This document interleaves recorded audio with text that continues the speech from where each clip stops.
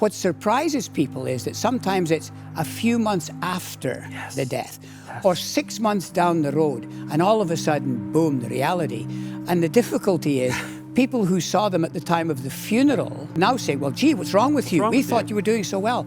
And then people have to pretend because they think, well, I'm not doing as well as I was expected, I'm not getting over it in 3 months, and all this kind of thing. When people ask me, how long does grief last? My answer is, it always takes longer than people who haven't been through it seem to think. There's no one neat timeline for grief. Grief comes and goes. It comes at birthdays and Christmas and anniversaries and these kinds of things. The first year. It was almost 6 months to the day after my dad died that I had my first cry. And I was at a drive-through, and I don't know what happened. All of a sudden it hit me. It's like, he's gone.